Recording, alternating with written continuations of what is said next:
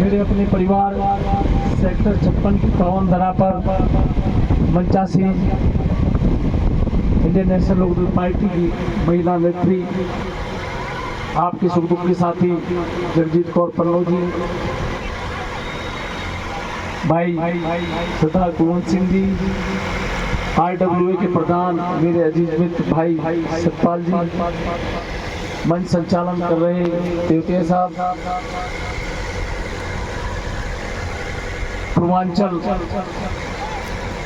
के बहुत ही वरिष्ठ नेता, आप पार्टी से चुनाव लड़ चुके आपके सुख दुख के साथी भाई संतोष यादव जी, हमारे बहुत ही युवा जुझारू मेहनती प्रधान भाई राजीव शर्मा जी, भाई आनंद पुरी, मनीष देवतिया जी, बिल्लू भाटी जी, भाई दीवान जी, काके भाई, साथियों चौधरी बच्चू जी, साथियों आप सब कंडक्टर साहब शर्मा जी, आप में से ज़्यादातर सभी को मैं बाय नेम जानता हूं, तो क्योंकि आप भी काफ़ी समय से बैठे हुए हैं और आगे भी कई कार्यक्रम हैं, इसलिए सम्मानित मंच, उपस्थित पिता तुल्य बुजुर्गवान, पूजा के योग्य माताएं बहनें एवं प्यारे बच्चों, साथियों हम सब आगामी 5 अक्टूबर को लोकसभा का लोकतंत्र का सबसे बड़ा त्योहार मनाने जा रहे हैं। आप लोग अपना जनप्रतिनिधि इसलिए चुनते हैं कि वो आपके सुख दुख का साथी बने, आपकी समस्याओं का समाधान कराए। अभी प्रधान जी ने, सतपाल जी ने जो ये डंपिंग यार्ड वाला मामला उठाया, साथियों आपको बताना चाहूँगा कि मेरे विधानसभा कार्यकाल में पाली गांव की पहाड़ी के ऊपर वहाँ पर एक बूचड़ खाना बनना प्रस्तावित था और सेंट्रल गवर्नमेंट और स्टेट गवर्नमेंट का कंबाइंड प्रोजेक्ट था। हमारे इलाके की सारी सरदारी उस मुद्दे को लेके केंद्रीय मंत्री चौधरी कृष्णपाल गुर्जर जी के पास गई और मंत्री जी ने इलाके के 21 आदमियों की कमेटी बनाकर और उनको सेंट्रल गवर्नमेंट में संबंधित मंत्री से भी मिलवाया और लोगों को विश्वास दिलाया कि यहाँ पर बूचड़ खाना नहीं बनेगा। लेकिन 2 महीने बाद वहाँ पर बूचड़ खाना बढ़ना शुरू हो गया और वहाँ पर 2 एकड़ जमीन में उसकी 5-5 फुट उसकी बाउंड्री भी कर दी गई। तो मेरे इलाके की सारी सरदारी, हमारे सारे गांवों से लोग बाग इकट्ठा होकर मेरे पास आए और उन्होंने सारे हालात बताए कि इस तरीके से हम मंत्री जी के पास भी गए, लेकिन कोई वही ढाक के 3 पार। मैंने कहा भाई अपनी लड़ाई हमें खुद लड़नी पड़ेगी, आप सब यदि संघर्ष करने को तैयार हैं तो ये बूचड़ खाना या इसको हटाने की जिम्मेदारी मेरी है। तो इलाके के लोगों ने कहा कि हम सब एकजुट हैं और तकरीबन 1800 आदमी इकट्ठा होकर अगले दिन हमारा तय हुआ और अगले दिन प्रशासन को भी इसकी भनक लग गई तो उन्होंने 150-200 पुलिस वाले भी बुला रखे थे। यहाँ से जब हम गए तो प्रशासन ने हमको रोकना चाहा। हमने प्रशासन से कहा कि हमारी आपसे कोई लड़ाई नहीं है, लेकिन ये जनविरोधी कार्य है और हम किसी भी कीमत पे इसको यहाँ पर बूचड़ खाने को नहीं बनने देंगे। मैं खुद लोगों के साथ गया और खुद सबसे पहले मैंने उस दीवार को गिराने का काम किया। फिर तो जो आधे घंटे के अंदर तो वहाँ पर एक ईंट भी नहीं बची, 1800 आदमी थे, सब जुट गए अपने काम में। साथियों जब समाज, जनता जनार्दन और जनप्रतिनिधि इकट्ठा होकर काम करते हैं तो कोई दुनिया की ताकत उसमें रोड़ा नहीं बन सकती है।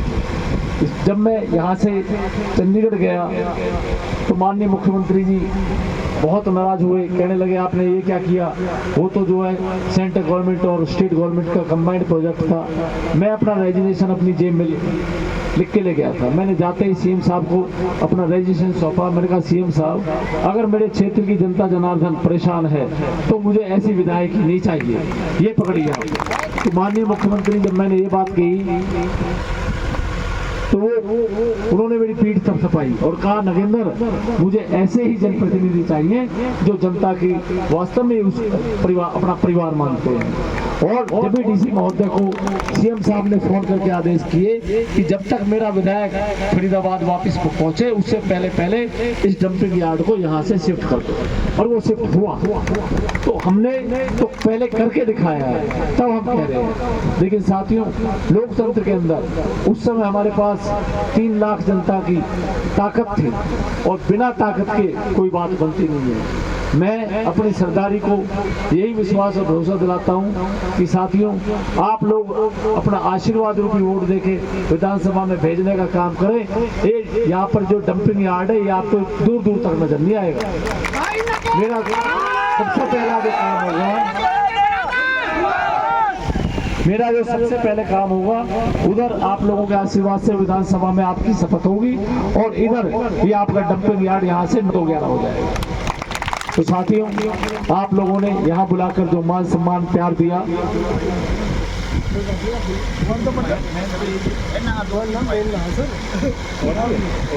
जैसा कि अभी विधायक जी ने बोला भाई हमने पाली में बूचड़ खाना उठवा दिया, तो हम बड़े भाई नगेंद्र भडाना जी से यही उम्मीद करते हैं कि यहाँ ये बूचड़ खाना हमारे सिर पे है, ये हटेगा। और क्या सभी साथी मेरे चश्मे पे निशान पे वोट लगाकर भाई को पहुँचाएंगे चंडीगढ़। हर घर से ये काम होगा। सब मेरे भाई हाथ खड़े करके समर्थन दें हमें, ताकि हम ये पहचान सके कि आप सब हमारे साथ हैं। वोट डलेगी शान से,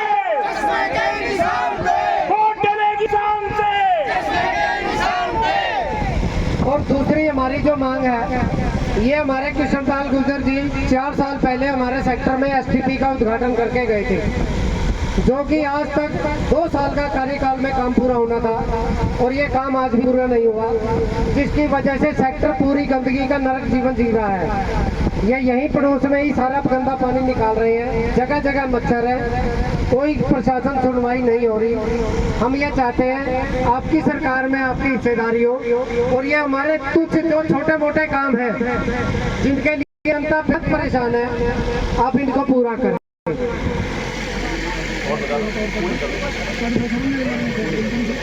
और एक सबसे बड़ी दिक्कत जो हमारे राजीव कॉलोनी से सीवर का गंदा पानी आता है, 12 महीने खड़ा रहता है और ये पानी आम पानी नहीं है, गंदा पानी है। सेक्टर को कॉलोनी से जोड़ती है वो एंट्री, उस एंट्री के ऊपर ना तो बच्चे स्कूल जा सकते हैं, ना कोई नौकरी पेशे वाला आदमी 1.5 2 फुट गंदे सीवर के पानी से निकलता है। पार्षद साहब से कई बार रिक्वेस्ट करी, भाई अपने कॉलोनी का पानी हमारे सेक्टर से निकलवाओ, इसकी एंट्री बंद करवा दो। सर कोई भी कंप्लेंट सुनने के तैयार नहीं है।